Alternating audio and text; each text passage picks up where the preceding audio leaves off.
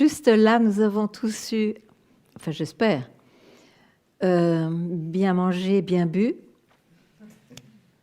Donc il y a un arrêt au désir de remanger, de reboire, en tout cas pendant un instant. Mais c'est intéressant de voir que il y a une tranquillité naturelle qui est là quand le désir n'est plus là.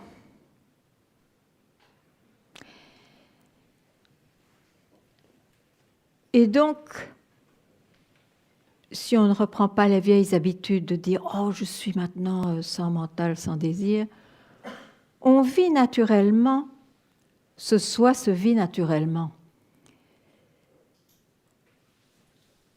Ce qu'il y a, c'est que s'il n'y a pas eu une investigation de ce que c'est tout ce que veut dire mouvement du mental, ne pas aller dans un mouvement du mental, c'est parce que, même si on le comprend, on oublie d'y inclure « je ». Je suis assouvi, je ne suis pas assouvi. Je. Le je appartient au désir, le désir appartient à je. Être assouvi peut être sans je, mais il n'est pas reconnu. Il ne se reconnaît pas parce qu'on n'a jamais entendu qu'on est cela. Et que ce moment d'arrêt est le plus précieux que tout ce qui peut apparaître et disparaître. Donc, la direction du satsang, c'est d'essayer de rendre la beauté là, le fait que le soi est toujours là et que par habitude, par mauvaise information, mauvaise éducation, on le récupère toujours comme une expérience personnelle. Donc si on pouvait perdre cette habitude,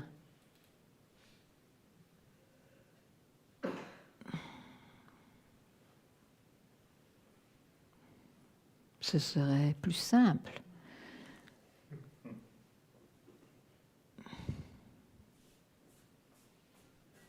Et aussi, si on commence à percevoir que c'est bien quand il n'y a pas de surgissement, qu'il y a une complétude ou un vide, peu importe, naturel. C'est important de le voir encore et encore parce que c'est ça même qui ruinera la soi-disant puissance de croyance ou d'habitude d'aller vers les mouvements du mental, dans les désirs, dans les espérances, dans les inassouvissements perpétuels. Et dans les croyances qu'on peut les combler d'une manière ou d'une autre, de façon permanente.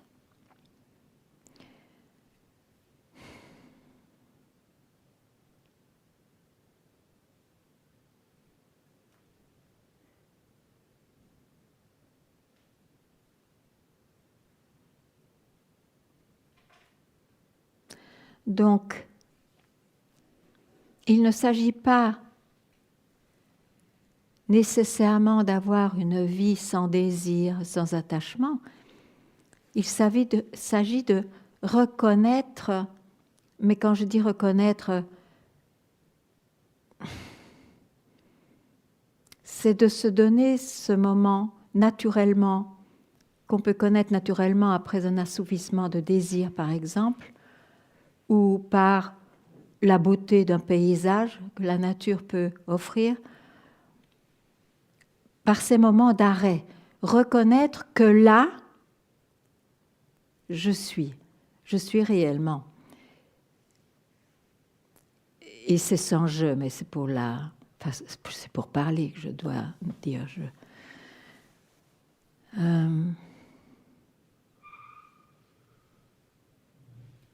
Donc de laisser la place à cet instant qui toujours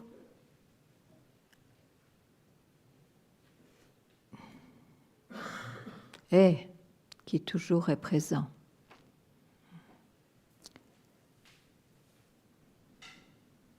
Bon, je n'ai pas grand-chose à dire. Vous pouvez me demander plus si vous voulez.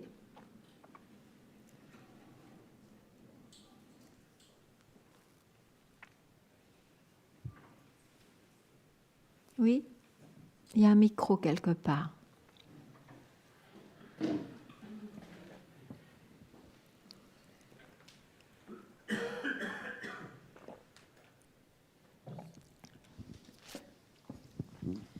Est-ce que c'est ça qu'on appelle la pratique? C'est-à-dire être attentif à tous ces moments d'arrêt?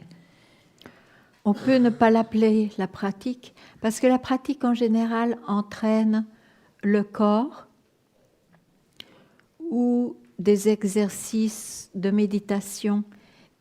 Mais donc il y a un méditant qui reste toujours. Ici, c'est sûr que c'est un semblant de pratique, mais au moins c'est pour déboulonner le méditant, l'agissant, le sujet. Alors, bon, ça ne me dérange pas qu'on l'appelle une pratique. Et qu'est-ce que ce serait la pratique alors? Qu'est-ce qu'on définit par la pratique? On était plusieurs à se poser la question ce midi. Donc, mais c'est ce que j'ai dit. La pratique en général, c'est quelqu'un qui, par des mouvements du corps ou des attitudes du corps apprises, on apprend, c'est pour atteindre un certain but qui en général quand même est de l'ordre du bien-être ou du plus spirituel, du plus lumineux. Ça peut être de l'ordre plus intérieur, par des répétitions de mantras, ou vous devez savoir mieux que moi, il y a beaucoup d'offres à ce sujet avec les méditations, qui sont avec objet ou sans objet. Donc c'est toujours un acquis qu'on n'est pas là où on veut aller. Et en général, ce qui est présenté, c'est de retourner à son état naturel ou à l'accomplissement de l'être. Je parle des pratiques qui vont dans ce sens, en tout cas. Et donc, c'est supposé que ce n'est pas là maintenant. Et c'est ça la grande difficulté. Parce que même si, et c'est sûr que ça arrivera, celui qui pratique avec son corps ou son esprit, et c'est lié d'ailleurs, il peut réussir, il peut arriver à l'accomplissement présenté comme but, il peut y arriver, il peut être là, mais il devra toujours avoir une certaine circonstance. Peut-être la pratique changera un peu, mais il y aura toujours quand même une sorte de pratique pour maintenir cela. Alors que ce que m'a montré Papaji, c'est que même si le mental ne peut pas le prendre, mais on est cela. Et c'est pour ça qu'on ne peut pas, qu'il n'y a pas de pratique dans le temps, parce que ce ne sera pas demain avec les efforts. Et on n'amène pas, pour réaliser « je suis cela », il ne faut justement pas y amener son corps et son esprit. Donc, y a-t-il quelqu'un? Donc, on n'a pas ce problème qu'on reste avec un méditant, par exemple, ou un Qigongant, ou je ne sais pas, celui qui a fait pratiquer le Qigong.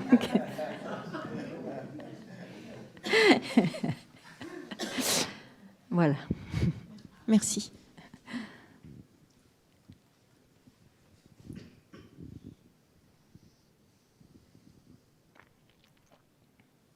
Il n'y a pas de doute que ces pratiques, tout de même à couleur spirituelle, mènent vers, ils disent tous que c'est vers la libération, mais je dirais que c'est vers un état de libération qui est confondu pour la réalisation parce que, en plus, ces états d'éveil, je dirais, ou de libération, ont des parfums du soi. Il y a une connaissance tout à coup qui se révèle, qui est très juste, en tout cas pendant un temps. Mais ce temps est là, et ça se voile, ou ça se transforme en quelque chose, à cause du jeu.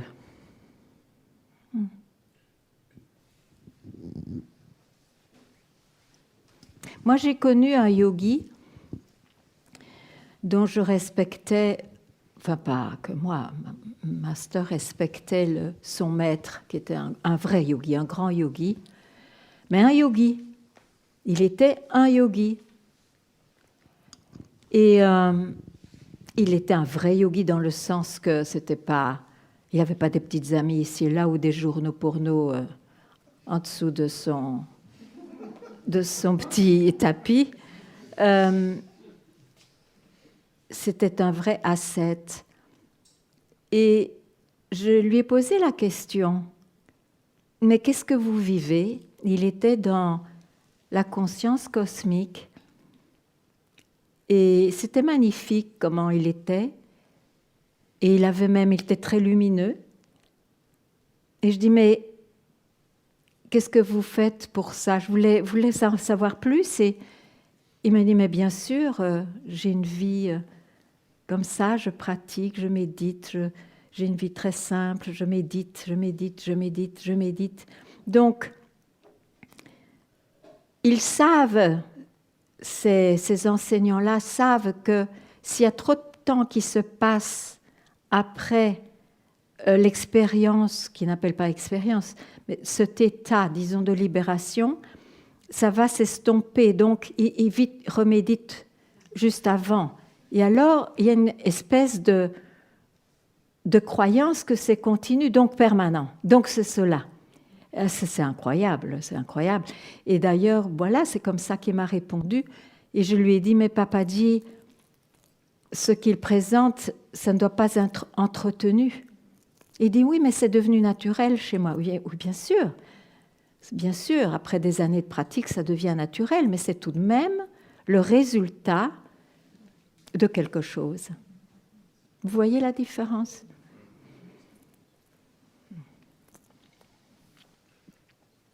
Ce que vous dites, est-ce que ça veut dire que Satchitananda, donc la pure existence, la pure conscience et la pure béatitude, ce sont aussi des parfums du soi?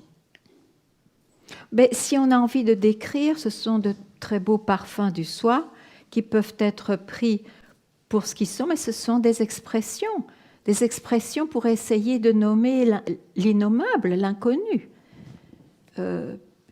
Donc ce n'est pas tout à fait vrai non plus. Parce que le soi, qu'il y ait expérience de tout ce que vous avez dit, qui est vraiment la carotte d'or pour le chercheur, bien sûr, sinon pourquoi elle est là? Heureusement qu'il y a cette carotte d'or d'ailleurs. Elle peut se présenter aussi. Il y a des instants ou des moments où, peu importe la longueur du temps, où il y a ces expériences, mais elles visitent, elles partent aussi. Et alors, si on s'est trompé, si on croit que le soi est ces expressions, quand elles ne sont pas là, on croit qu'on a perdu le soi. C'est dramatique. Donc il faut savoir que c'est une manière d'exprimer, mais ça ne peut jamais être ça.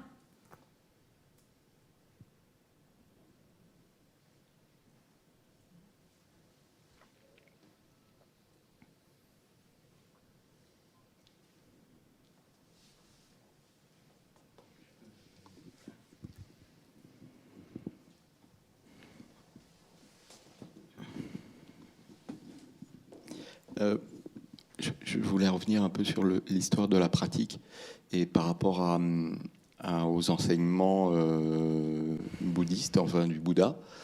J'ai pratiqué pendant un certain temps la méditation vipassana où on apprend à méditer d'une certaine façon et où en fait on nous parle des enseignements du Bouddha.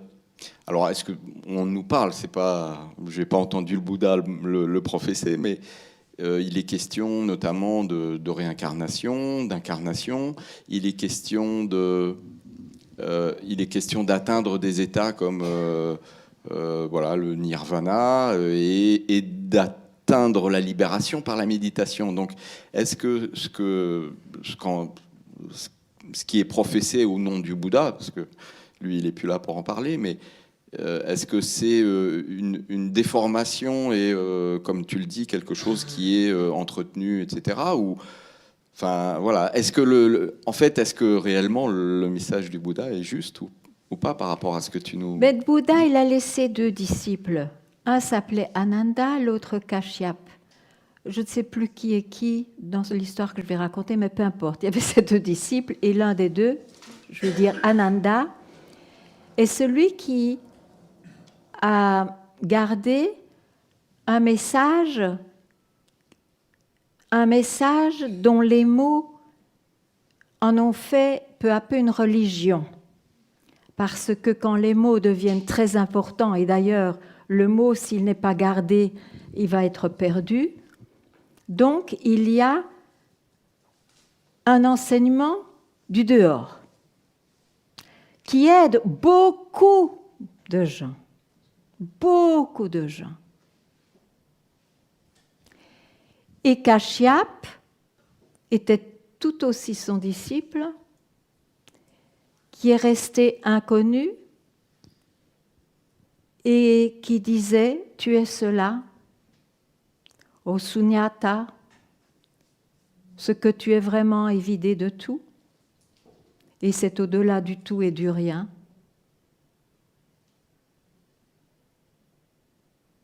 Et il n'y a pas eu de religion. Ça s'est maintenu jusqu'à nos jours aussi.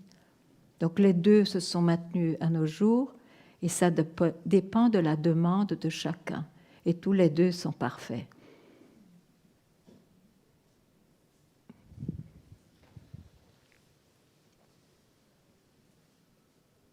Les grands maîtres, souvent, c'est ce qu'ils laissent derrière eux. Un disciple qui transmettra pour toucher tout le monde et l'autre disciple qui en touchera qu'un peu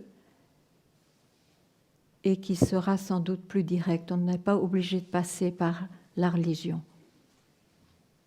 Ben, c'est tout, c'est l'histoire. Merci.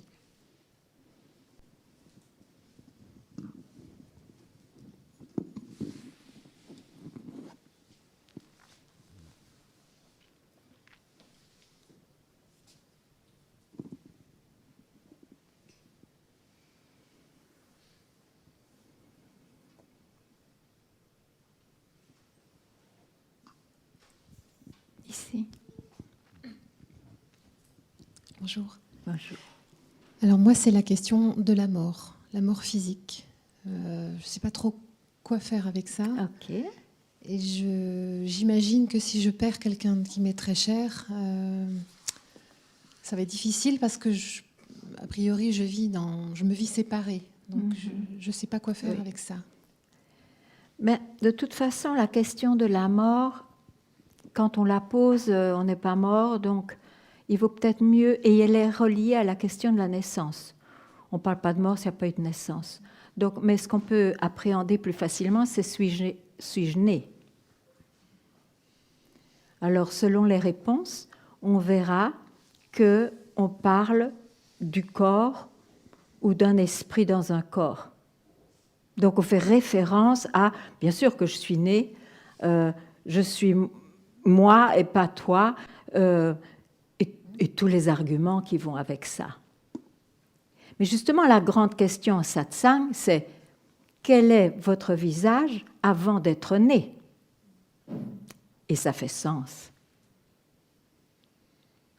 Et si on résout cette question, pas d'une manière mental ou émotionnel, on a résolu la question de la mort, qui est un événement comme l'est la naissance.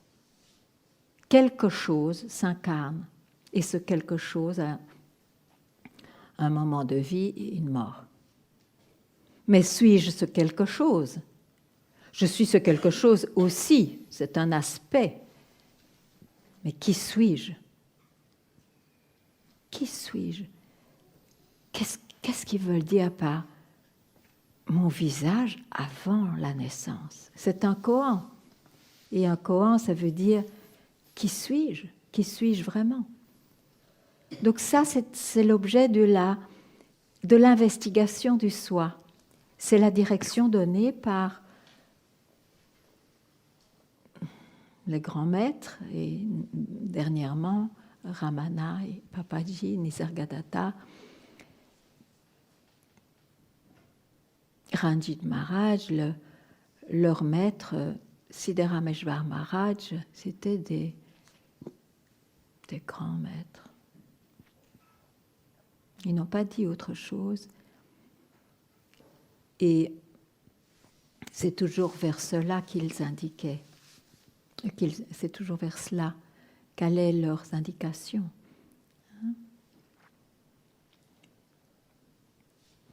Donc, c'est sûr que la personne peut pleurer la mort d'un bien-aimé, mais c'est le rôle, c'est la sœur qui pleure, ou c'est la mère, ou c'est la grand-mère, ou c'est l'enfant. Ce sont des rôles. Je ne suis pas qu'un aspect.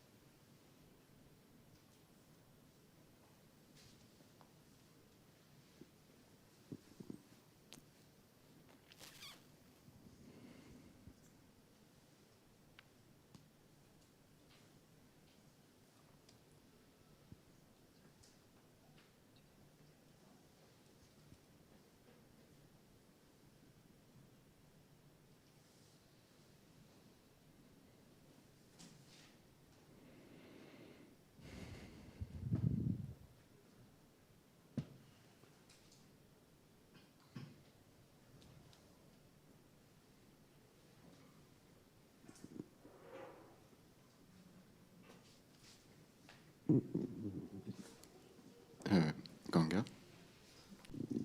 Où êtes-vous? Ici. Et que penses-tu des expériences de NDE, de mort imminente? Qu'est-ce que je peux en penser? Je ne sais pas. Vu de ce point où... Mais, Parce qu'en fait, dans ces expériences, on part... en fait, on meurt et a priori, on revient de la mort avec... dans cette notion, avec cette notion d'âme ou de corps... oui. de corps astral transcendé, oui, et qui va revenir dans le corps. Mais donc, c'est évident. Tout ça, c'est comment tu le vois de par ta perspective? C'est évident que il y a une explication qui est quand même géniale par rapport à la manifestation. Si vous me permettez, je vais passer un moment pour parler de cette manifestation. C'est quoi une manifestation? C'est justement ce qui s'incarne, c'est un début par la naissance, un temps et la mort. Donc c'est la disparition de ce corps et cet esprit. Mais qu'est-ce qui s'incarne? Et peut-être, je ne connais pas très... Je sais que ça existe, mais je veux dire, je n'ai pas étudié spécialement ce que vous dites, mais c'est très juste de dire qu'un quelque chose qui reste, même s'il est lumineux, et c'est pour ça sans doute que c'est appelé l'âme, c'est toujours quelque chose. Et c'est évident qu'il n'y a plus rien, il n'y a rien qui s'incarne, c'est bien quelque chose qui s'incarne. D'ailleurs, la preuve, c'est extraordinaire de voir les enfants, les bébés, les petits-enfants, ils naissent avec une innocence totale, mais l'innocence ne veut pas dire qu'ils ne sont pas chargés d'un bagage. C'est leur bagage qui les a fait naître.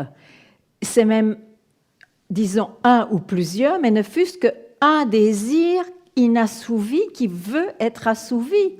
Et c'est pour ça qu'on s'incarne cette vie-ci pour une certaine direction, qui peut être aussi le désir de libération, bien sûr. Mais ça peut être aussi tant d'autres choses. Donc c'est toujours quelque chose qui s'incarne. Et c'est pour ça que le Bouddha a parlé, a dit sunyata, c'est vidé de. Il n'y a plus quelque chose. D'ailleurs, Master, c'était magnifique, je trouvais, quand quelqu'un avait cet instant en lui-même, dans le soi, avec toute sa compassion, il disait « N'en faites pas quelque chose. N'en faites pas quelque chose. » Donc, pour celui qui s'en va et qui a aimé cette direction,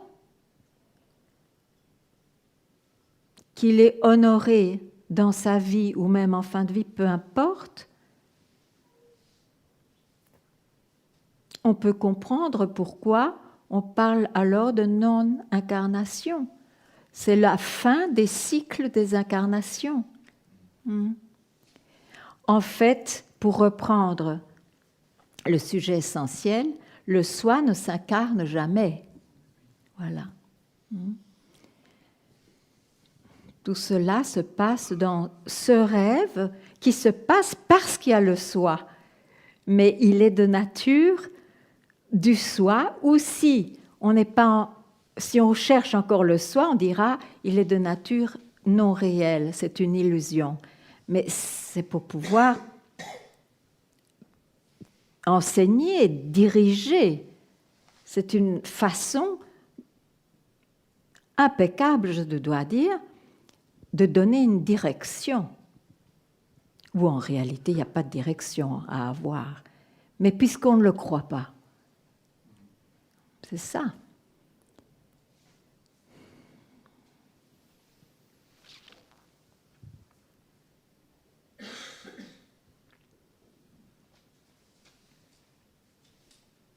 Mais c'est ça que je veux dire. L'être humain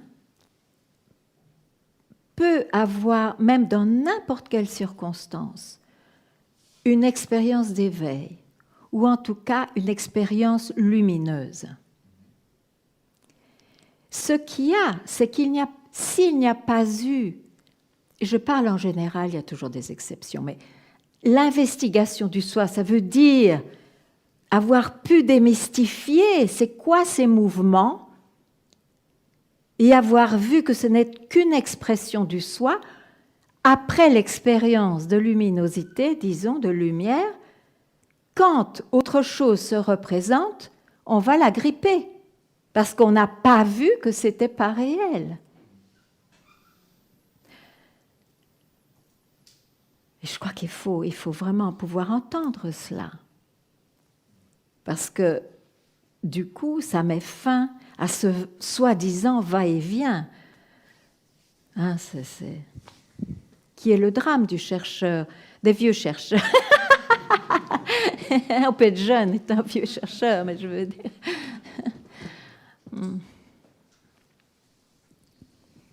Et il n'y a pas une question d'acceptation. Oh, ben j'accepte que j'entre au sort. OK, si vous acceptez, vous êtes bien avec ça, c'est OK. Je veux dire, ce n'est pas une question d'acceptation. C'est une question d'avoir vu. Le soi ne dépend absolument pas d'un nuage qui passe ou qui ne passe pas. C'est comme le soleil, ce n'est pas qu'il est caché. Hein, si on se met du côté du nuage, bien sûr, il est caché. Mais si on est le soleil, il y a un nuage ou pas, il est toujours le soleil. Hein. Bon, c'est comme ça. C'est étonnant de voir que le monde entier est convaincu que sa base naturelle est d'être « je suis né ». C'est étonnant. Alors évidemment, quand on entend pour la première fois, même après 10 ans, ce que je suis vraiment en épanée,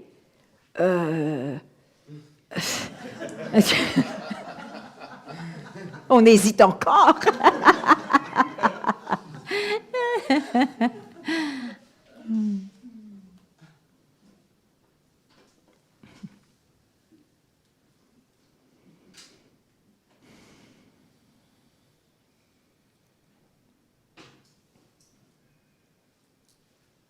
En fait, tous les enseignements, qu'est-ce qu'ils essayent de faire? De faire vaciller cette soi-disant puissance du mental. Hein, c'est ça, soit par des koans, soit par un coup de bâton, soit par une explication. Ben, c'est ça, hein, c'est ça.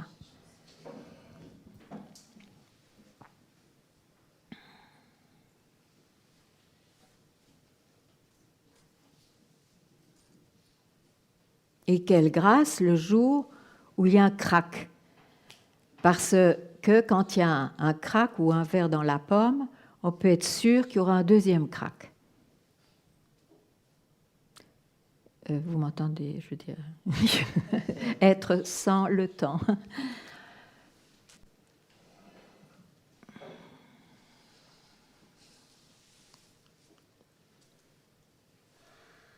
Mais c'est pour ça qu'il faut l'amour du soi, ou le feu pour le soi, ou cette attirance qui fait qu'on vient obsédé par le soi. Parce que sinon, même si on a eu une expérience d'éveil et qu'on met ça parmi les nombreuses pierres que l'on trouve dans cette vie, ben c'est pas dit que cette vie même, il y aura une deuxième expérience d'éveil. Hein. Donc, il faut en connaître la valeur. Et ça, c'est entendu dans les livres qui parlent de la même chose et en satsang.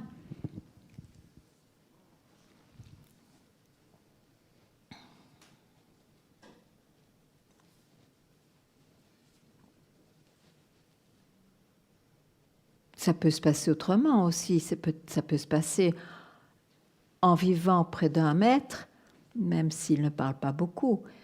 Mais c'est être en compagnie de cela. C'est ça qui va travailler. C'est pas la pauvre personne, qu'est-ce qu'elle peut faire.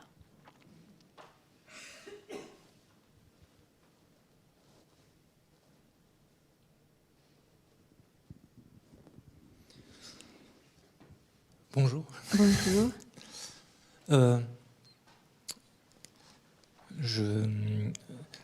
Donc, le soi, Oui. où tout apparaît et disparaît. Ah oui? Je pensais le contraire. Ah.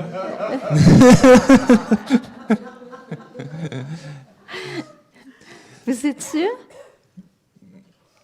Vous parlez de qui, là? Qu'est-ce qui apparaît et qui disparaît? C'est moi, c'est je. Ah, je suis quelqu'un, oui. Oui, d'accord. Donc, Oui, ça apparaît, oui, ça disparaît, oui, ça apparaît, oui, ça disparaît, oui. ça apparaît. Oui, à l'infini, oui. Voilà. Et qui c'est cela? Qui voit ça? C'est je. C'est Non, moi. non, parce que là vous fermez la boucle, vous êtes toujours dans votre cercle vicieux. Vous pourriez répondre autre chose? Pourquoi vous répondez ce que vous savez déjà? Vous pourriez répondre autrement?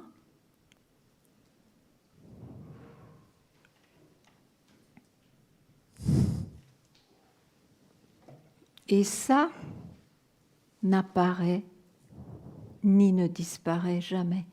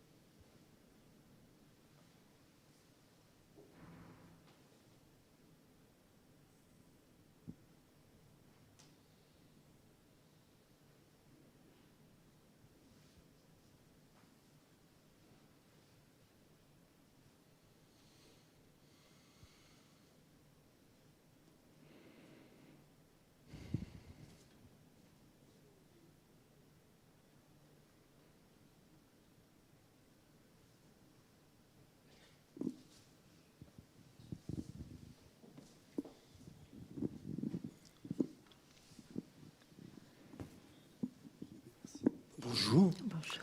Alors moi j'ai une question qui est peut-être... Donc par moment vous dites qu'on supprime le qui, on supprime le suis et on arrive au je directement.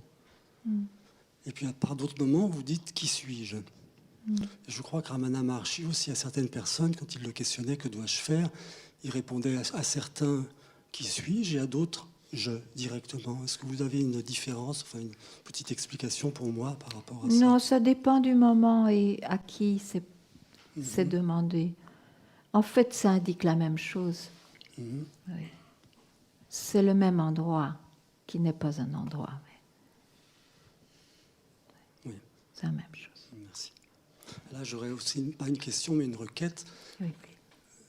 Est-ce que vous pourriez pas de temps en temps, je sais que vous faites des satsangs au Portugal, 4 par semaine à peu près. Oui. Est-ce que de temps en temps, il pourrait y en avoir plus en français? Oui, si vous venez plus nombreux. Je ne peux pas faire traduire un satsang où il y a une ou deux personnes qui parlent français. Mais il y a quelques traductions demandées par la personne qui ne parle pas anglais qui peuvent se faire quand c'est important. Vous savez, j'ai un public qui parle vraiment qu'anglais. Mais comme je dis, il arrive que quelqu'un vienne en parlant français. Tout ne peut pas être traduit. C'est très difficile, vous savez, de traduire un satsang. Et je n'ai aucune patience. D'ailleurs, j'ai très mauvaise mémoire, donc je ne sais jamais ce que... Je peux très rarement redire ce que j'ai dit. Donc, c'est pas sans espoir.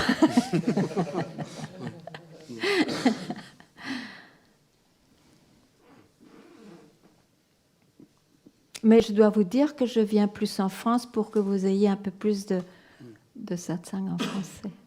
Et puis c'est une occasion de venir vous voir pour réellement en même temps. Oui. Et en Belgique, il y aura des satsangs en français.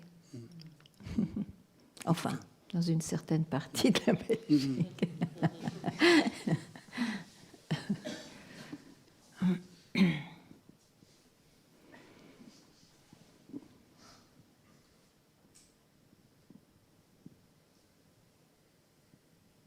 En tout cas, merci.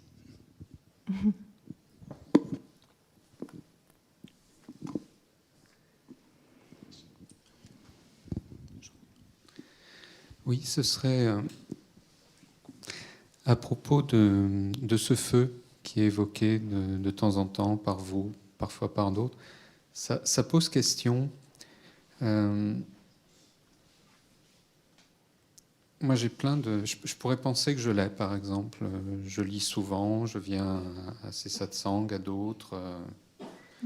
Quelque part, ça me passionne. Oui. Mais, comment dire, souvent, vous ou d'autres, vous nous appelez à... Mais au fait, quand vous avez telle impulsion, telle pensée, telle manifestation, mais qui suis-je à ce moment-là? Et je me pose la même question pour ce feu.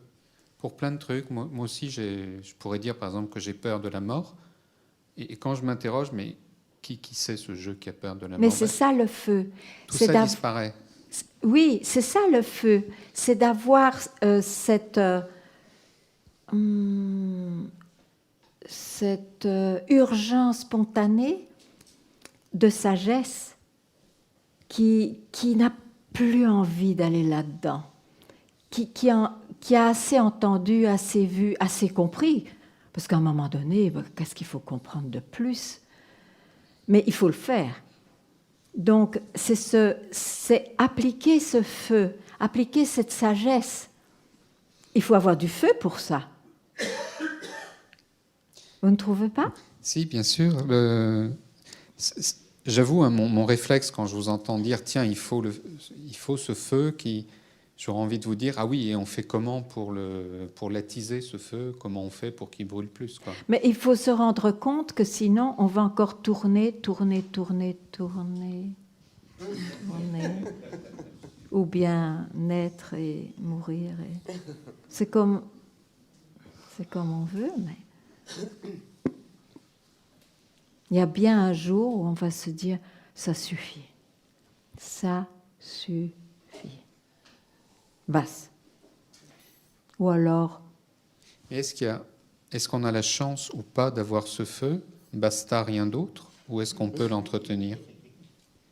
J'aurais presque envie de dire... et je ne comprends pas. Ouais, oui, on ne se comprend pas. Ce feu dont vous nous Oui. parlez, qui est nécessaire, et je vous interroge, évidemment on le sent, ok, c'est pas là-dessus que... Si vous acceptez, j'ai presque envie de dire, pourquoi vous nous parlez de ça? Qu'est-ce qu'on y peut? Parce que ce n'est que par ce feu, par cette urgence ou par cette soif. Quand on a soif, qu'est-ce qu'on fait? On ne va pas demander, je veux de la Louzo ou de la, je ne sais pas comment en France, meilleure marque d'eau. Non, on boit. On boit. C'est ça, ce feu. C'est une urgence. On ne peut pas faire autrement. Donc, c'est cette qualité-là qui fera que on va s'éveiller. C'est la seule qualité à avoir. En plus, cette qualité entraîne de rencontrer le gourou qui est adéquat. Donc c'est la qualité. Et c'est entretenu justement en venant au satsang, en ayant une réflexion par soi-même, comme ça, quoi. C'est comme ça. Mais il faut faire attention parce que à un moment donné, il y a aussi, ça peut être très passionnant d'être un chercheur à l'infini. À un moment donné, tout de même, il faut pouvoir entendre, tu es cela. N'entre pas dans un mouvement, quelque forme qu'il est. Et alors c'est fini.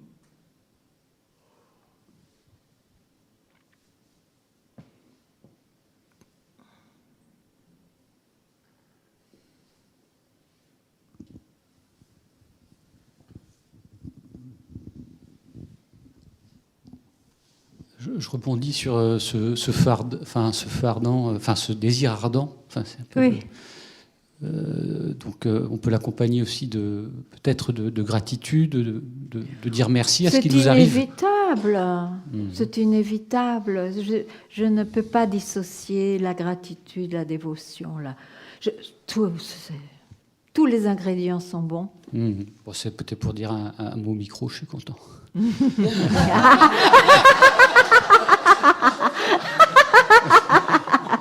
C'est sympathique.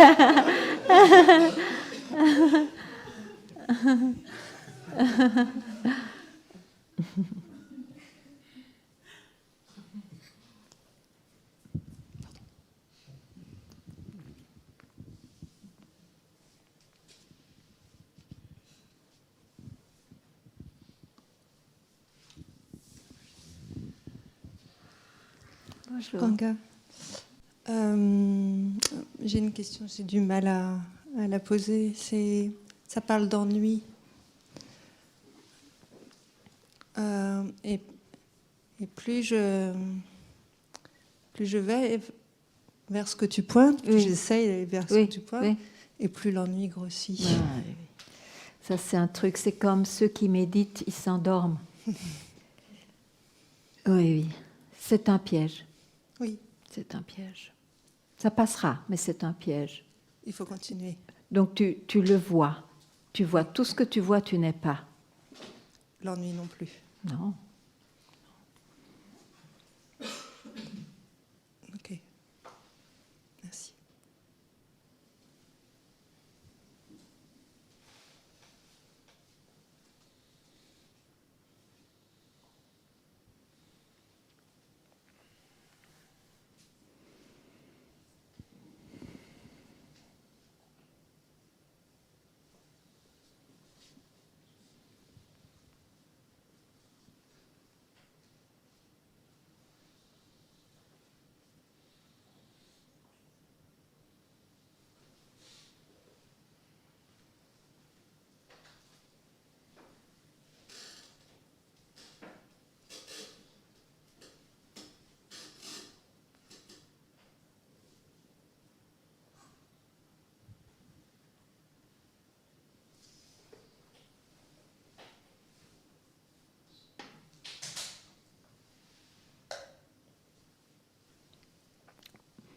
mon maître avait une phrase que je trouvais, enfin qui m'a tellement frappée et qui m'a accompagnée.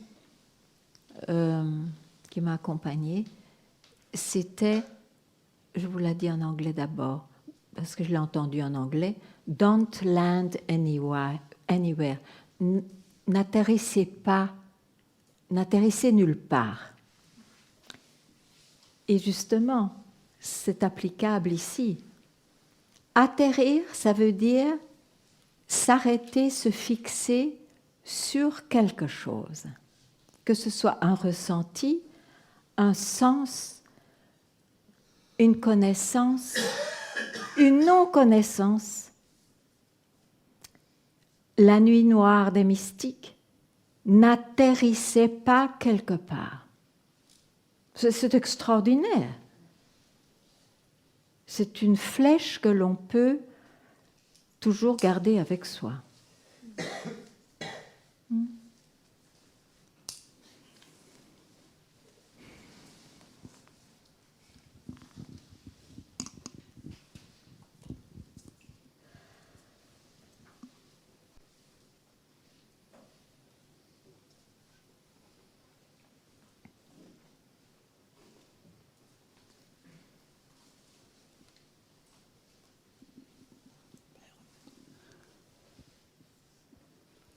N'atterrir pas quelque part, c'est... Où êtes-vous Ah. Pardon. C'est aussi un lieu. Ça, c'est... Oh, sorry. Mais quand vous dites ça, je vois un lieu, je vois la terre. Alors, oui. Ben, ne vous arrêtez pas à ça, enfin, je veux dire. Mais je trouve ça intéressant. Il y a beaucoup de yogis qui ont passé beaucoup de temps à ne pas atterrir quelque part, qui ont cheminé, comme Ramdas. Oh, moi, je ne parle pas. Extérieurement, vous voulez dire? Oui. N'atterrissez pas quelque part. Il y a des voyages intérieurs, d'abord. Oui, d'accord. Ouais.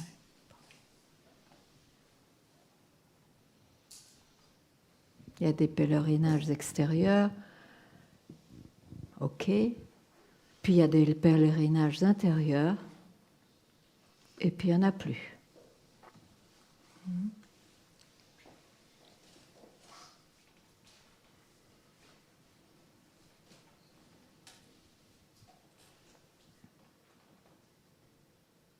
Et c'est là que s'applique Satchitananda. C'est pas où il n'y en a plus. Bon, la belle affaire. Ce que dira le mental, bien sûr. N'écoutez pas le mental. Je ne sais pas comment vous le dire en d'autres mots, mais si j'arrive un jour, je vous le dirai. Oh.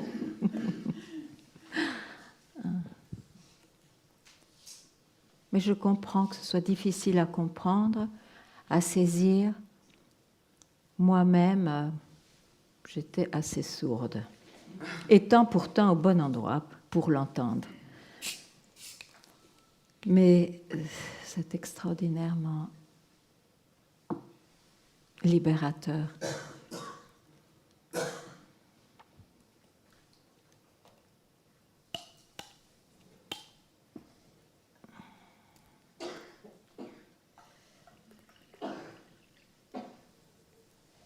Mais vous savez, ce n'est pas pour rien que dans la tradition, où on parle toujours de moines, mais bon, on est quand même au Kali Yuga où il n'y a plus de moines spécialement, et pourtant on cherche tout autant que le chercheur, quelles que soient donc les étapes de la vie dans lesquelles il est, doivent passer du temps auprès du maître. C'est traditionnel, donc je ne vous dis pas il faut passer 12 ans, il faut si c'est cela, mais c'est tout de même ça veut quand même dire quelque chose. C'est que il y en a qui sont très prêts à entendre ce qui est dit, disons dans la direction de l'Advaita, au premier satsang. D'ailleurs, mon père, il était extraordinaire, il disait « Mais j'ai tout compris, pourquoi est-ce qu'on revient encore et encore ?» Et ça le faisait rire quand je voyageais, il me disait « Et celui-là, il est là, et celui-là, il est là, et celle-là, il est là. » Je dis « Mais oui, papa. » Et ça le faisait rire, parce qu'il avait tout compris, comprenez. Mais ce qui se passe, c'est que ce n'est pas assez, évidemment, au niveau de la compréhension. C'est vraiment une direction pratique qui se fait, je vais appeler des mots un peu bizarres en Advaita, mais ça ne fait rien, alchimiquement par la présence de celui qui sait de quoi il parle, que ce soit dit ou non dit. Et il y avait donc ce service, cette dévotion, même non reconnue. Parfois, ils n'avaient même pas le regard du maître. Et 12 ans plus tard, le maître l'appelle, il est prêt. Mais alors, il est prêt, ça veut dire qu'il s'était vidé suffisamment pour pouvoir écouter ce feu qu'il habitait. Tu es cela. Tu l'as toujours été. Et si ce n'était pas pris tout de suite, ça faisait son chemin. Mais ce qu'il y a, c'est que de nos jours, c'est sa beauté aussi, et puis l'époque est comme ça, on entend tout de suite, toutes les perles les plus extraordinaires en 1 heure. C'est extraordinaire. En général, c'était des enseignements quand même secrets. C'est merveilleux aussi, parce qu'après tout, il s'agit de ce qu'on est déjà, et en effet, on peut le prendre tout de suite. C'est finalement des concepts que de croire qu'il faut mûrir. On n'est jamais assez mûr, de toute façon. Il faut se réveiller. Mais il y a ce danger, alors, de banaliser. De banaliser.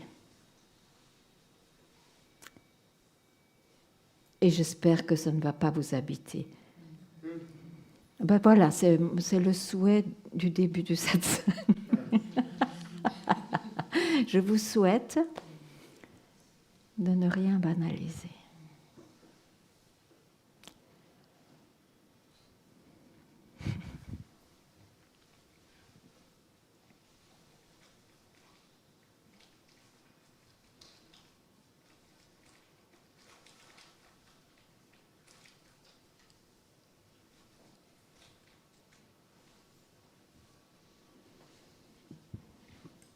Pourquoi est-ce que j'ai dit ça? Je ne sais plus. Qui m'a provoqué ça?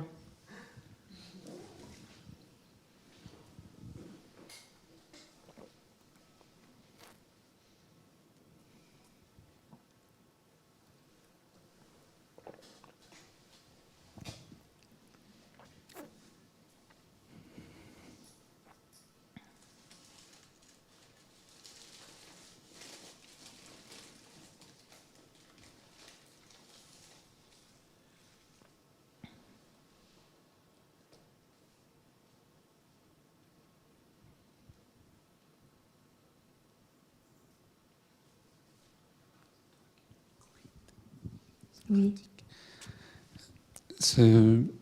J'aimerais bien pouvoir faire mien la proposition que vous amenez, ne pas suivre le mental. Oui. Et souvent, j'ai cette possibilité, je reconnais, c'est possible à un certain moment de... Oui. Mais, et c'est ma question, j'ai quand même, je crois que... Alors, je ne sais pas si c'est le mental, lorsqu'il dit des mots, lorsqu'il fait des phrases, c'est possible de le repérer et d'y renoncer et de ne pas le suivre. Mais est-ce que par hasard, il n'arrive pas à nier, à refuser, mais sans faire de phrase? Mais quand... Tout ça est nécessaire tant qu'il y a une certaine séparation, tant qu'il y a un risque de croire qu'on peut se perdre. Oui ou non?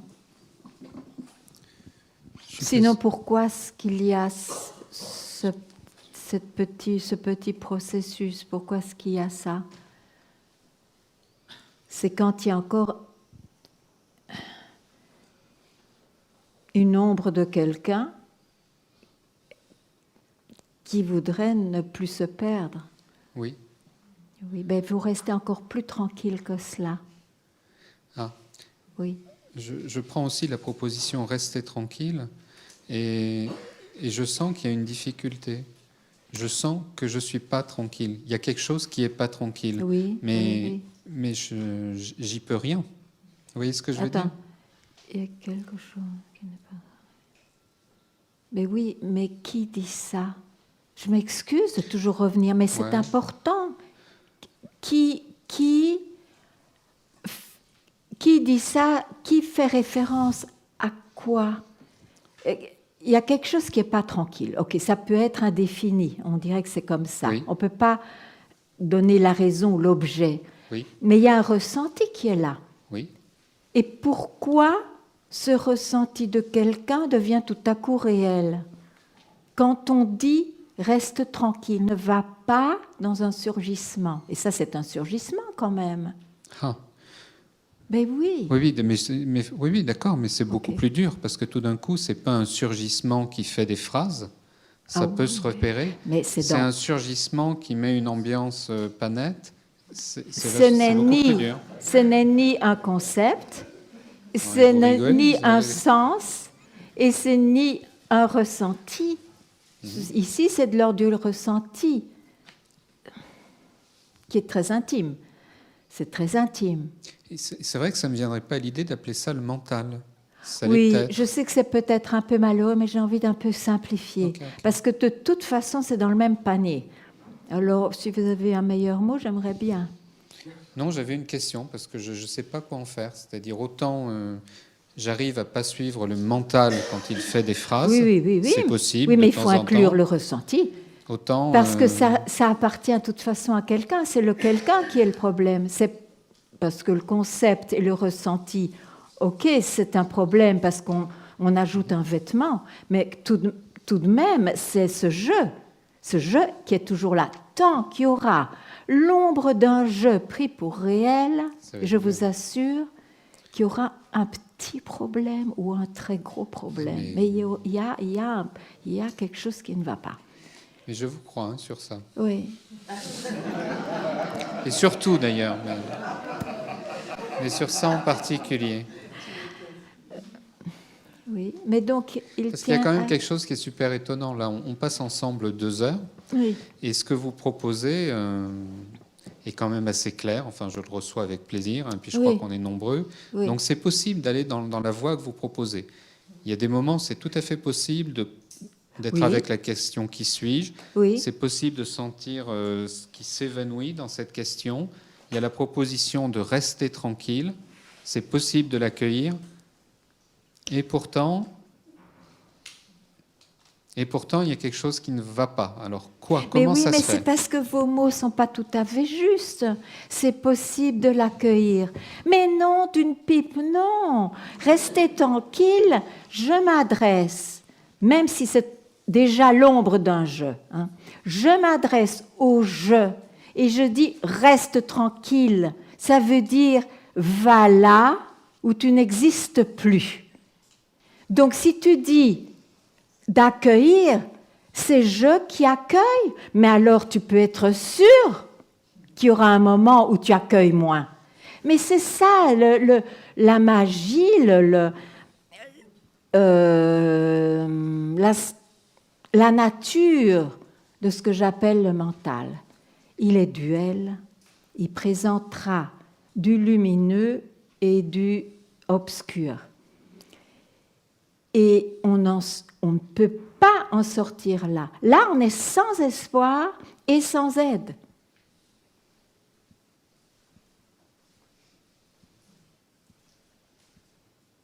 Donc, on doit rester encore plus tranquille que de considérer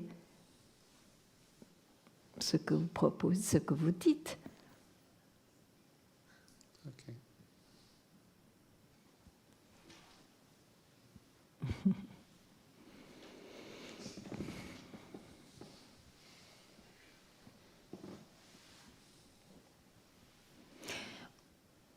Évidemment, ça n'a pas beaucoup de sens en Europe, mais tout de même, ça s'applique ici. Un quart de goutte de poison dans 10 litres de lait empoisonne le lait. Donc c'est sans compromis. On ne peut pas garder quelque chose.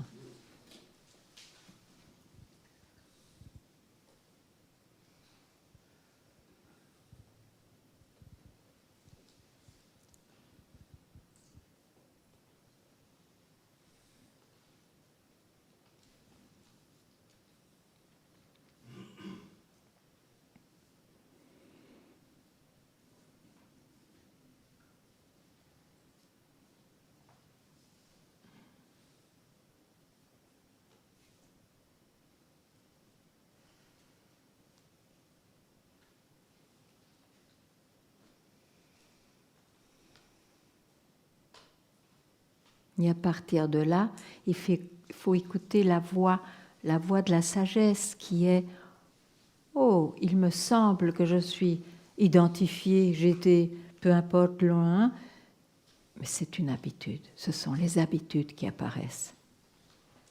Je ne veux pas transformer ça, je ne veux même pas les considérer, même si elles apparaissent encore.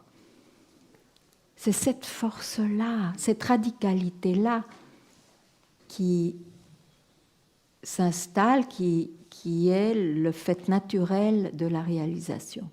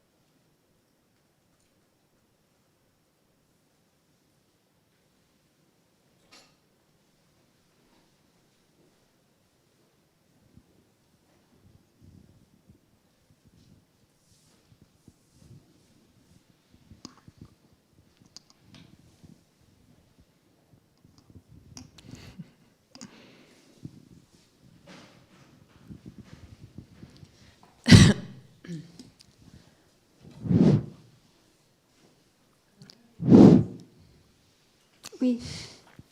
Bonjour Ganga.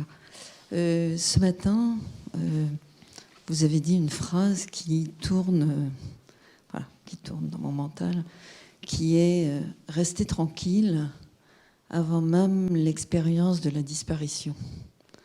Est-ce que, alors je ne me souviens plus du contexte. Ou après même. Oui, qu'est-ce qui se passe? Oui, ça vous tourne. Ça me tourne, oui. Donc je voulais vous entendre. Mais oui, je crois que c'est une de ces phrases qui peut vraiment toucher son but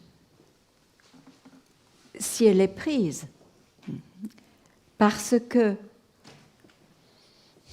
dans le parcours du chercheur, je peux appeler chercheur, non? Le parcours du chercheur, il aura des moments d'éveil. Et qu'est-ce qu'on appelle un moment d'éveil? C'est justement où je n'existe pas, je ai disparu. Mais il semble que ce soit le cas, moi-même je l'ai vécu. On renaît toujours de ses cendres et on revient au mental. D'accord? Pourquoi? Parce qu'on n'est pas resté suffisamment tranquille pour laisser le soi se révéler au soi. Donc, ça devient une expérience. Voilà. Et pourquoi ça devient une expérience? C'est parce qu'on n'a pas compris que ce n'est pas réaliser le soi ne peut pas être l'expérience de quelqu'un, sinon il ne peut pas disparaître. Or, j'ai l'expérience de la disparition. Donc il y a toujours un je là, même s'il est du domaine du personne. Je suis désolée d'être si bizarre, mais je dois parler comme ça. Vous me comprenez? Ok. Donc il faut tout de même laisser un temps de rester si tranquille qu'on ne fait même pas référence à cette expérience, qui est encore du même ordre, qui est toujours dans la bulle de l'apparence. Et alors là, on est libéré. Parce que, sinon, comment expliquer? Il y a de plus en plus, il y en a beaucoup qui ont eu des expériences d'éveil, mais ils en font quelque chose. Parce que la pensée d'après, ah, je suis libéré, tout va très bien pendant un moment, on parle merveilleusement, tout va bien, etc. Et avec le temps, ça devient quelque chose. C'est malheureux, mais c'est parce que ça n'a pas été entendu. C'est parce que, sans doute, on ne reste pas assez avec son guide. Parce que même si on a une expérience d'éveil, il n'y a pas de raison, ne fût-ce que par gratitude, de ne plus revenir en satsang. Pas nécessairement tout le temps. Juste au cas où. Et si le soi-disant libéré revient en satsang, le maître aura une telle compassion qu'il dira bien « Ou tu peux rentrer au monastère, c'est pas encore ça » ou « ça y est ». Mais il ne faut pas prendre l'initiative personnelle de partir quand je veux, c'est de l'arrogance. Pourquoi je dis ça? Parce qu'il ne faut pas prendre l'expérience d'éveil pour cela. Et tout ce qui est du domaine de la disparition, l'expérience de l'absolu, je sais qui je suis maintenant. Ok, c'est parfait. Mais, donc c'est pas tout à fait parfait. Il faut être vigilant. Je préfère vous prévenir parce que je trouve que c'est pas assez dit. Alors maintenant, il y a peut-être le danger de trop mâcher quoi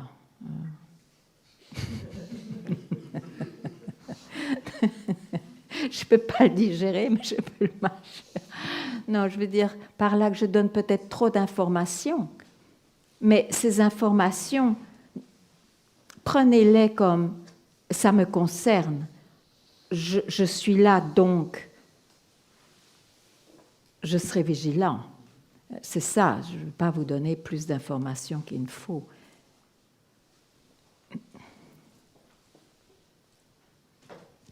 Merci.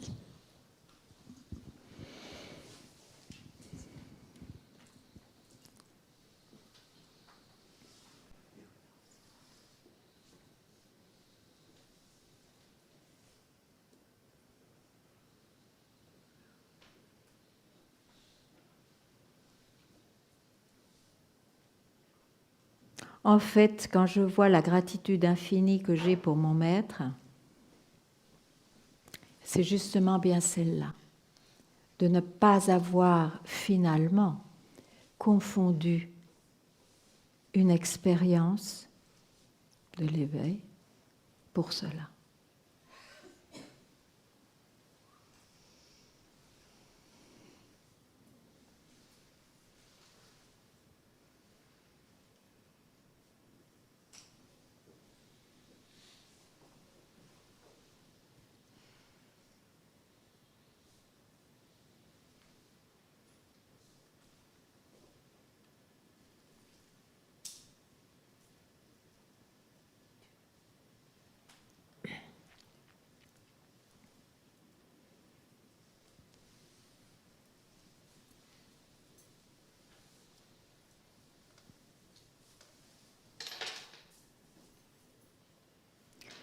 Vous avez quelque chose à à éclaircir.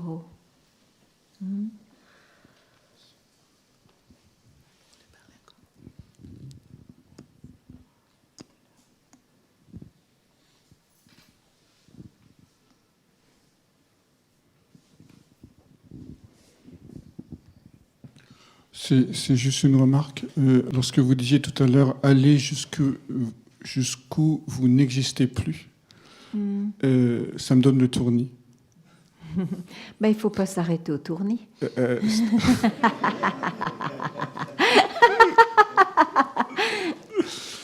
Et si je suis allé un tout petit peu plus loin que le tournis, et il y a eu quelque chose qui est de l'ordre de la rencontre avec la mort qui a surgi. Pourquoi est-ce que vous allez au corps à ce moment-là?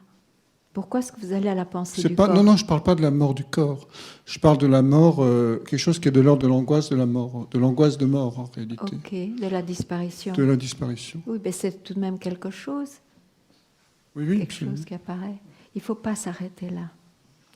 En fait, il ne faut plus écouter le mental. C'est pas que le mental n'apparaîtrait pas, c'est ça que vous devez savoir. Ne soyez pas étonnés qu'il parle, c'est très bavard. Mais finalement, ça suffit. Non, je n'écoute pas. Et il semble qu'il y a ce moment de radicalité, de choix ultime, parce qu'on a vu que sinon quoi, on est toujours repris. Et c'est quand que ça va s'arrêter alors.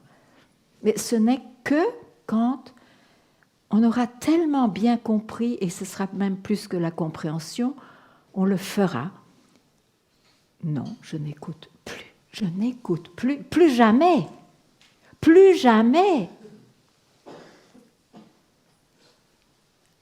À propos de ce sujet de libération, parce que le mental est fait pour le monde. Donc on se comporte de la même manière. Mais par rapport à cette recherche, est-ce que c'est clair? Oui, c'est très clair. C'est très clair, mais la question que je me pose toujours, c'est beaucoup dire, mais qu'est-ce qui fait le shift? Le shift, le passage. Oui. Mais ça, quand on n'écoute plus? Oui, c'est ça. Ah. Mais en même temps, je pense que c'est quand même assez clair dans mon esprit. Oui, mais vous ne le faites pas. Mais je fais pas le shift, en tout cas, oui.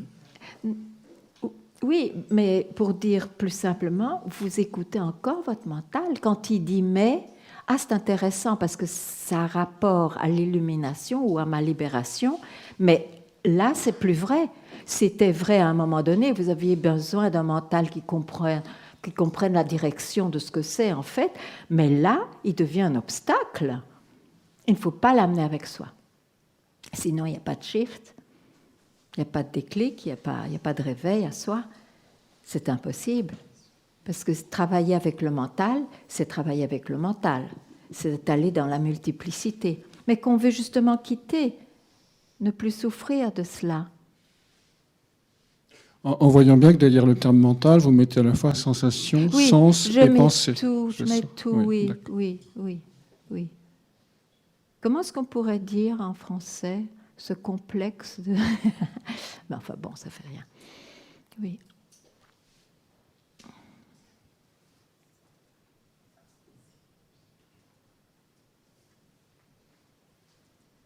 C'est ça, en fait, la vraie renonciation, le dépouillement extrême, parfois mentionné. C'est ça.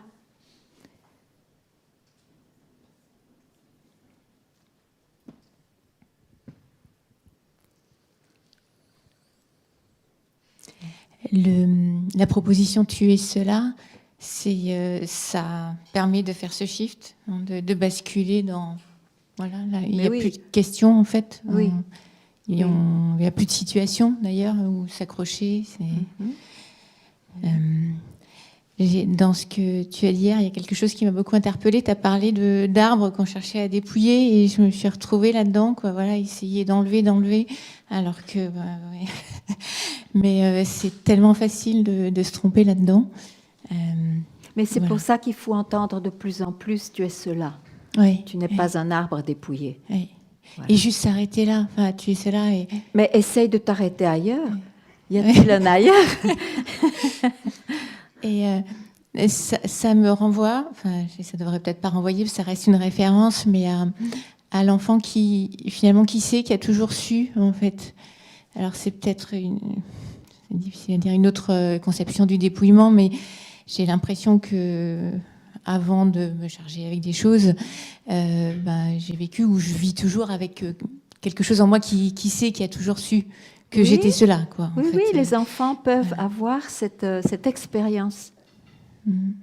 Mais comme ils sont en train de construire leur moi personnel, c'est comment est-ce qu'on dit ça, pris entre, c'est mis parmi des expériences, différentes expériences. Le fait d'entendre « je suis cela », tout d'abord, vous dites ça à votre voisin, pas ici, mais je veux dire, dans le monde, on ne comprendra pas. Hein. Donc, c'est le fait quand même d'avoir cherché longuement et on comprend ce que ça veut dire. Donc, ça fait un effet quand c'est dit. On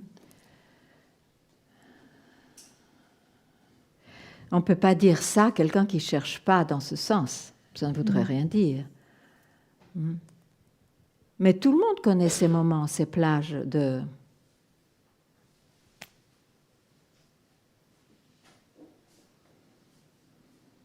soi, de simplicité du soi. Mais il n'y a pas cette réalisation. La réalisation, c'est comme l'ultime coup du laser, du sabre, le dernier coup de bâton.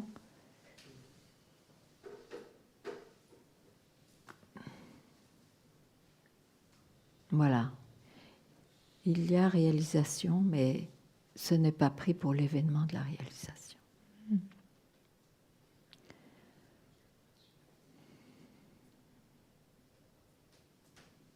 Ça vous parle? Oui, oui, oui. Il y a autre chose dont tu as parlé hier, je voulais revenir dessus. Tu as parlé d'écouter la voix du bien-aimé. Et quand on entend tu es cela, finalement, c'est un peu écouter cette mélodie du bien-aimé qui... Non, il y a quelque chose... Enfin, voilà, je sais pas, pour moi, il y a quelque chose qui est du même ordre. C'est un peu le... Enfin, c'est là qu'il y a le chant du bien-aimé. Il y a une phrase émotionnelle et l'autre qui est zen. Bon, oui, c'est sobre. Ça. Oui, oui, oui. C'est pour dire la même chose. Merci.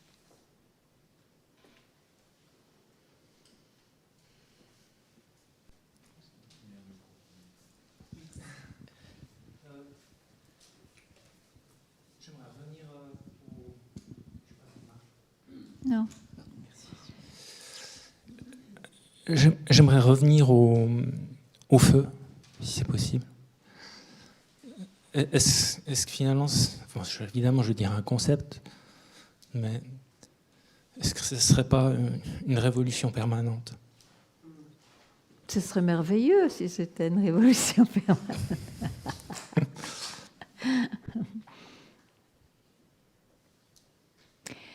Mais je vous ai vu. Pourquoi est-ce que vous retournez à vos pensées après cet instant?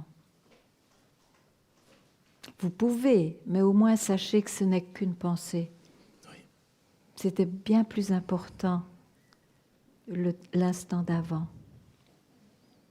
qui n'avait pas besoin de cette question et de cette réponse. Merci.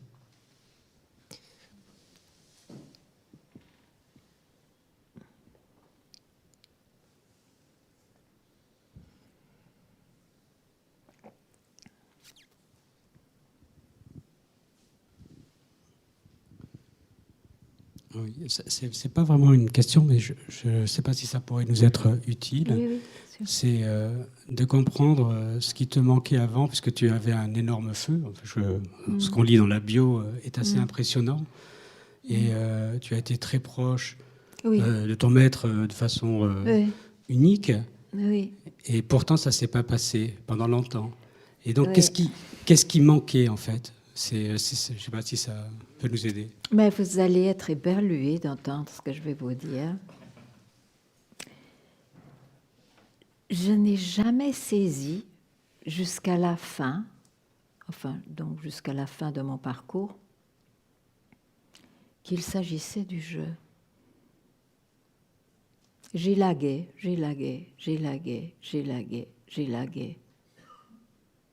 Bon, avec des expériences d'éveil, etc. Mais je n'ai jamais saisi. C'est pour ça que j'en parle tellement, peut-être. Or, oui, c'est drôle. C'est comme ça.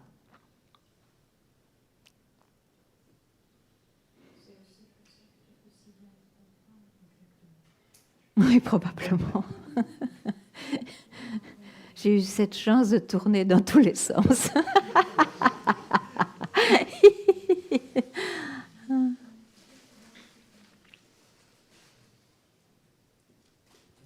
Est-ce que là-dedans, le fait, par exemple, d'avoir trop les reflets du soi, j'entends par exemple si on a, par la présence de quelqu'un à la proximité, ou si on a un esprit assez sadvique, par la pratique ou par un ensemble de choses, on peut avoir le goût du soi. Oui.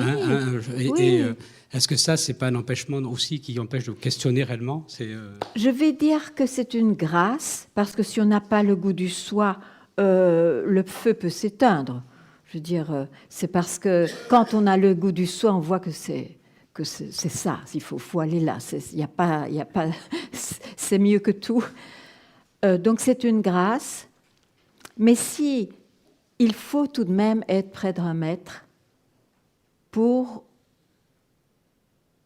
ne pas confondre ça pour l'éveil, pour la réalisation du soi. Parce que sinon, alors c'est un obstacle, oui. Parce que l'arrogance, même si elle est humble, est là. Le jeu, la présence du jeu en tant que réalité est là. Oui. C'est pour ça aussi que j'insiste beaucoup de retourner là où on a choisi son maître, de retourner pour justement ne pas être pris dans ces pièges spirituels.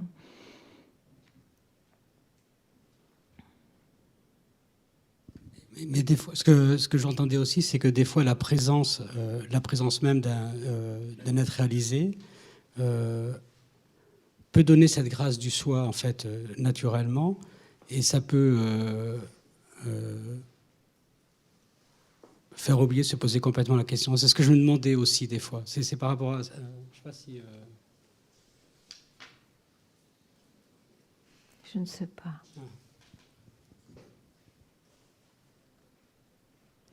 Mais un maître,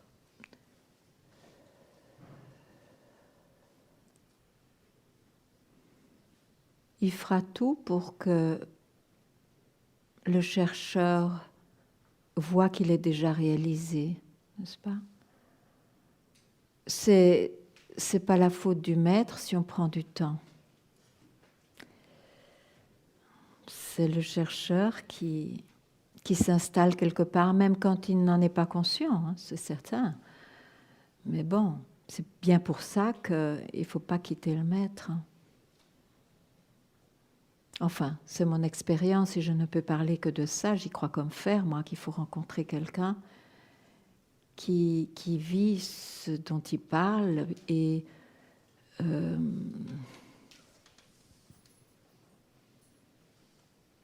il n'est pas un corps et un mental, donc c'est sûr que le corps et le mental est le support et c'est grâce à ça qu'on peut avoir des réponses et des directions. Mais en fait, c'est jamais un maître qui vous liera, qui vous encombrera. Il est là parce que pour la libération. Donc la compagnie du maître est la plus belle compagnie qui soit.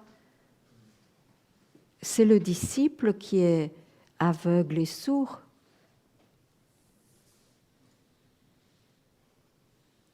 Mais s'il a cette chance d'être auprès d'un maître, il peut se réveiller en un instant.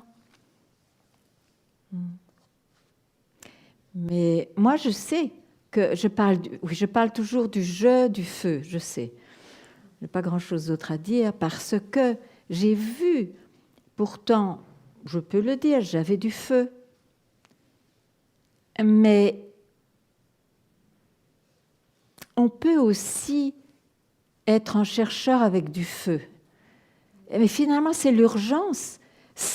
Et moi, j'ai eu l'urgence parce que mon maître allait s'en aller. Je savais que je ne pouvais absolument pas aller ailleurs. Ça, c'était hors de question. J'aurais jamais eu confiance. Donc, je devais me réaliser, là. C'était plus possible. Il partait. Cette urgence, comment créer cette urgence? Bon, mon maître est parti. C'est pas nécessairement comme ça non plus. Hein? Ça, je ne sais pas, mais voilà.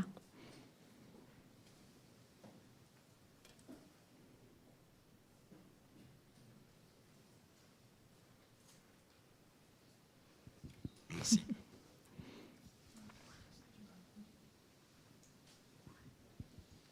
On reporte trop à demain. Ou alors, on se dit, bon, j'écoute, je vais me ressouvenir de ça, je vais voir. Vous savez, il vaut mieux prendre le risque que même si on n'est complètement pas prêt comme on pense qu'on devrait l'être et tout ça, qui sont des concepts de toute façon, quand vous venez en satsang, vous pouvez ressortir libéré. Et quand vous êtes n'importe où, vous pouvez vous réveiller à vous-même par cette sagesse prise par le feu qui va vous réveiller. Il faut savoir que être dans cette situation de chercheur, disons, qui est enfin clair malgré tout, ben voilà, qu'est-ce qui manque? C'est le maintenant.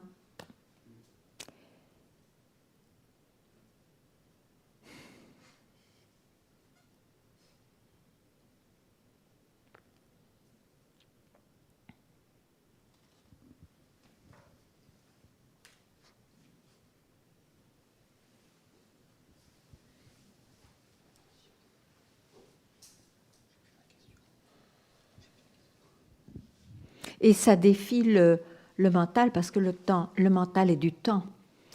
Et le mental, il est tout le temps dans le passé ou dans le futur. Et le présent du temps, c'est du passé qui se présente maintenant. Donc, ce n'est pas du présent.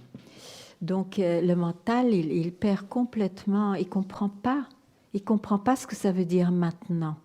Parce qu'il pense au maintenant, juste maintenant, je suis en satsang. Bon, il parle toujours du corps et de l'esprit. Maintenant, c'est quand on est enfin pas relié à ce qu'on croit être. C'est ça le maintenant.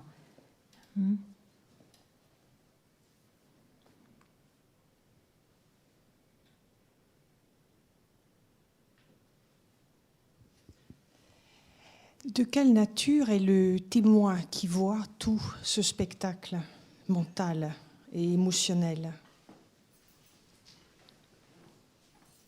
Mais ça dépend ce que vous voulez entendre. La vérité. C'est vous-même. C'est ce que vous êtes. Et il ne peut jamais être objectivé.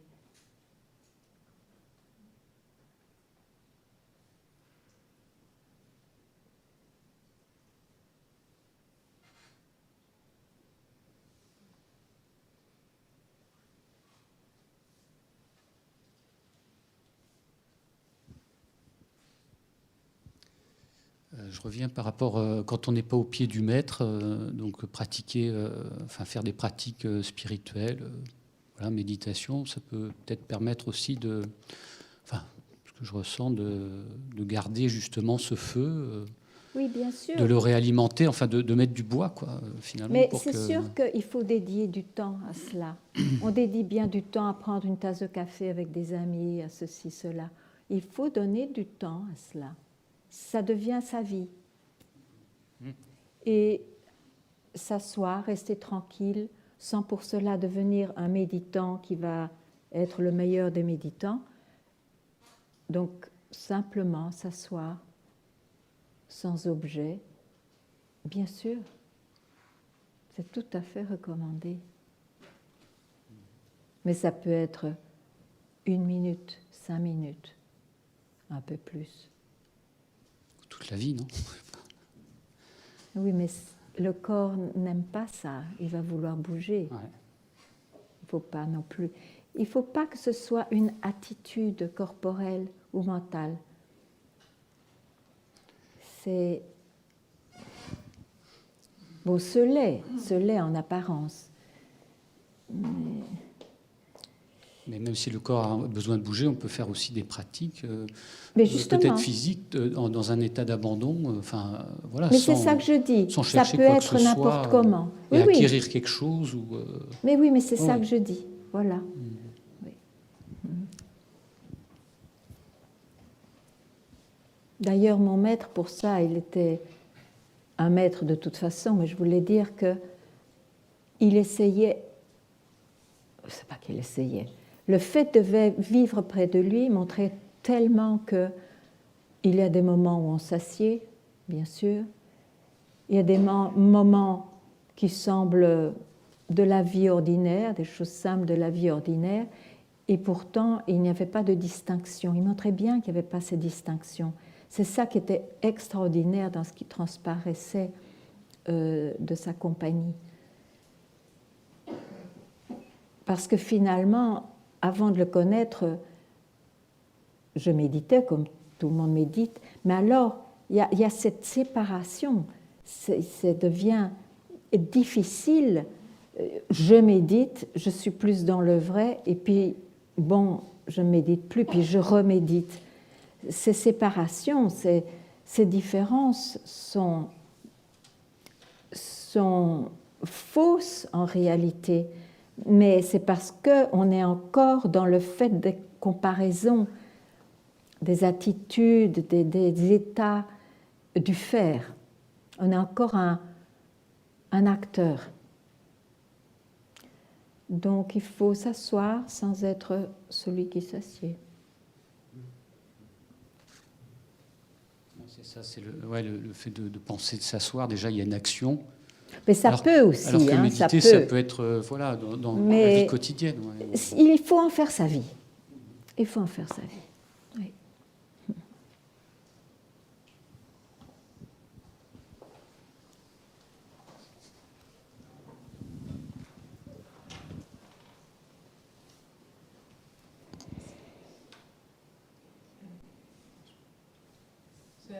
Ça marche pas. Ganga, j'ai pas compris ce que tu as dit en ce qui concerne maintenant. Le maintenant du mental ou le maintenant dont tu parles. J'ai pas compris. Oui. Parce que c'est vrai que le mental dit toujours un peu plus tard. Oui. Un peu plus tard, c'est toujours plus tard. C'est toujours plus tard. Je me rends compte, c'est toujours plus tard. Ne vient jamais. Donc toi, tu as parlé du maintenant pour le mental et du maintenant. Oui. Pour faire une différence. Souvent, quand on dit « je suis vraiment présent », voilà, je suis présente en satsang, je suis présente avec vous. C'est vrai d'ailleurs, je suis présente avec vous. Mais bon, je parle bien de ce corps et de tout ça, quoi. Hein? Mais je ne suis pas cela en réalité. Je ne suis pas que cela. Oui. Bon, mais c'est ça qui importe dans la libération. Il faut voir que je ne suis pas que cela. Donc, je ne vais pas m'accrocher au fait que je sois bien présente avec vous, ce qui est vrai, mais dans cette réalité-ci. Par exemple, j'étais avec Master, Papadji, et quelqu'un lui disait « C'est tout de même un peu dommage que Ramana Maharishi ait passé sa vie assis, couché sur son sofa. Il aurait touché encore plus de monde s'il avait voyagé. » Alors Papadji lui dit « Mais vous croyez que vous êtes debout, que vous le voyez assis ?» Si vous ne comprenez pas, c'est un koan à résoudre. Non, j'ai pas compris en fait. Ben j'ai fait oui, mais j'ai pas compris. Vous pouvez le mâcher. Maintenant, c'est à vous de mâcher. Vous pouvez me le répéter là, le camp? Oui, mais vous l'avez compris ce que j'ai dit. Non. Je dois tout répéter? Juste debout assis là. Donc il disait, c'est dommage, ça aurait été ce message qu'on sent bien qui est unique, aurait été beaucoup plus répandu. Oui. Et Papadji lui dit, mais qu'est-ce qu'il disait? vous croyez que vous êtes debout pour le voir assis? Ah oui. Oui. On se réfère toujours au corps. Oui. Incroyable, hein? Merci. Des grandes leçons.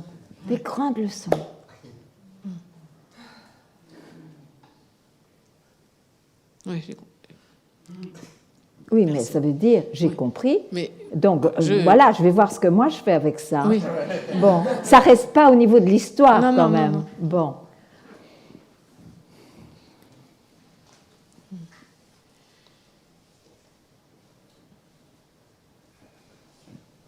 D'ailleurs, ça devient incroyable de constater que l'on se réfère toujours aux attitudes. C'est extraordinaire. On s'identifie complètement aux attitudes du corps et de l'esprit. Et on voit ça de plus en plus avec cette investigation, justement. C'est tout de même un outil qui nous est donné, qui est fabuleux.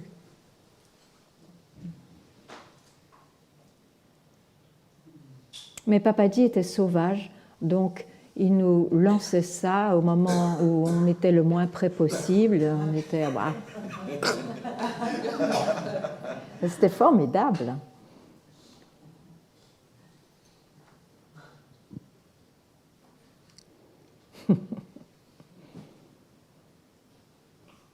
Ganga, oui. Je suis resté un peu... je pense que je vais essayer de trouver le livre de Nisargadatta. Bon, j'espère qu'il est traduit en français, qu'on le trouve en français. Mais... en français? Oui. Et comment il s'appelle en français? Ah, c'est Je suis, parce que c'est pas celui dont elle parlait tout à l'heure, parce qu'il y a Je suis, mais... Prior to consciousness, toi tu... Hein? Et quel est le titre? Bon, ben, super. Quel est le titre? Ok. Non, ça c'est Je suis, c'est l'autre livre. C'est un autre, enfin mais, bon. Ouais, enfin bon, l'histoire est que je reste... je suis resté un peu scotché et un peu... ça a créé un peu comme un hiatus, c'est quelque chose qui... disons que j'étais comme une espèce de... comme avec une espèce de... auparavant, avant que j'ai cette nouvelle que la conscience est aussi une identification, en fait. Mais j'étais un peu comme dans un état où je me disais, bon, ça y est, j'ai compris pas mal de choses et il manque plus qu'une petite étape pour que je fasse le saut. Ben pourquoi pas, oui. Et ouais, mais seulement là, d'un seul coup, avec cette histoire de conscience, j'ai l'impression que il y a quelque chose qui bloque, qui coince, quoi. Non, ce qui coince, c'est que celui qui est conscient ne sait plus où aller. Avant, mais comment avant? Parce qu'il peut, le mental, qu'il soit cosmique, puisqu'on parle de conscience, il ne peut pas aller plus loin, ou plus en avant. Donc c'est là qu'il faut le lâcher. Oui, d'ailleurs, quand tu en as parlé, moi, ça a fait un blanc, mais... Ah ben, et pourquoi tu restes pas dans le blanc? Ben, voilà. Mais alors, justement, tu vois, la réaction, c'est de dire, bon, ok, laisse reposer ça, et puis on va voir ce qui va se passer. Mais tu peux dire ça si c'est possible pour maintenant, pas pour demain. Mais tu peux le dire demain.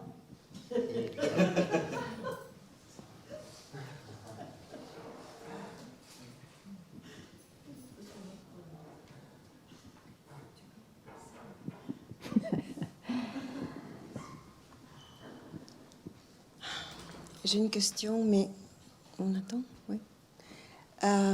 C'est pas très clair pour moi, donc ça va être difficile de formuler. Oui, d'accord. Mais quand on parle d'être présent à ce moment, quand Papaji, par exemple, disait là, maintenant, on n'a pas besoin de demain ou ces quarts de seconde, ça suffit. Est-ce que ça s'inscrit dans les temps? Non. Dans notre temps, notre espace. C'est au-delà de cette notion de temps que nous avons. C'est pour ça, c'est pas très clair. Je sais pas si j'ai bien expliqué, enfin, si ma question est claire. Oui, non, c'est clair. Je sais pas comment répondre, moi. Prenez ce quart de seconde. Qu'est-ce qu'on s'en fiche si c'est du temps, pas du temps? Vous savez ce qu'il y a, c'est que si on pense trop, les indications données par les maîtres, ce sont des indications. Le mot, ça reste un mot. Oui. Ok. Mais si on le prend comme indication, ce n'est plus un mot. Il est effectif. C'est une action. Alors, par exemple, qu'est-ce que je pourrais donner? Je suis très mauvaise en histoire, moi. Comme exemple, bon, on veut traverser une route et quelqu'un est là près de vous qui dit « Arrête! Arrête, il y a une voiture !»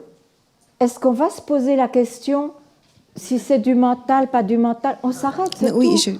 Oui. Je veux dire, je ne sais pas comment vous répondre à ça. C'est pour faire. Mais c'est clair, là. C'est pour... C'est clair, parce que c'est comme les bâtons du maître zen. Mais oui, mais il n'y a plus rien. Il y a... Ben voilà, bon. Voilà, ok. Oui, ok. Okay. Thank you. Ah, ok. Thank you.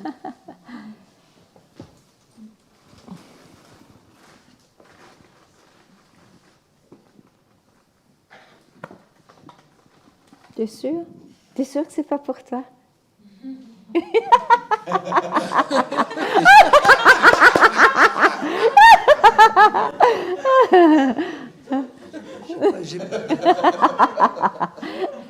J'ai pas de questions. Je suis très touché par certains moments.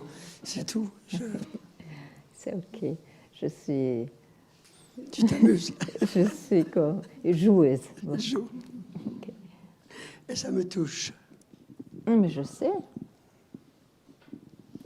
Attention, hein.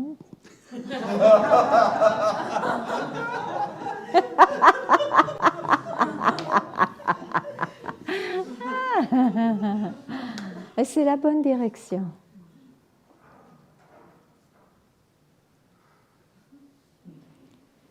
Oui? Qui voulait parler? Non?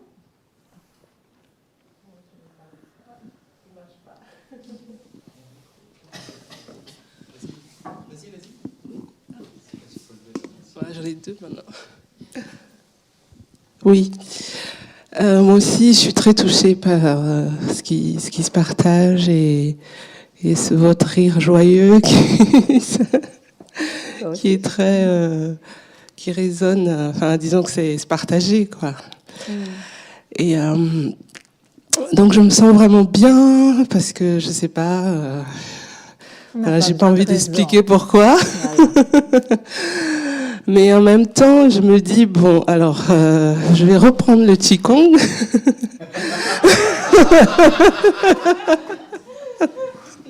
Mais bien sûr. Ce personnage va reprendre le Qigong voilà. parce qu'elle est douée en Qigong et elle enseigne très bien. Et ça me stresse pas du tout parce que du coup, en fait, je repense à ce que vous disiez hier par rapport aux rêves. Ce que Ramana a dit à Papaji par rapport. Voilà, et je me dis, bon voilà, donc je vais aller dans le rêve pour donner les cours de Qigong. Et ça me réjouit. Mais bien sûr. Tu n'as même pas perdu le Qigong, alors là.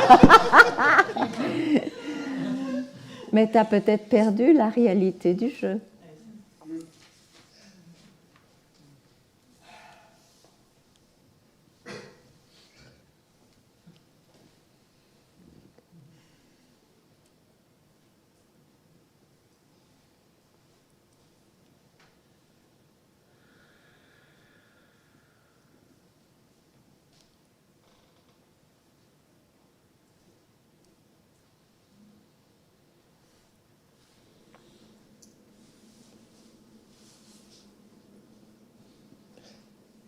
Je vous aime.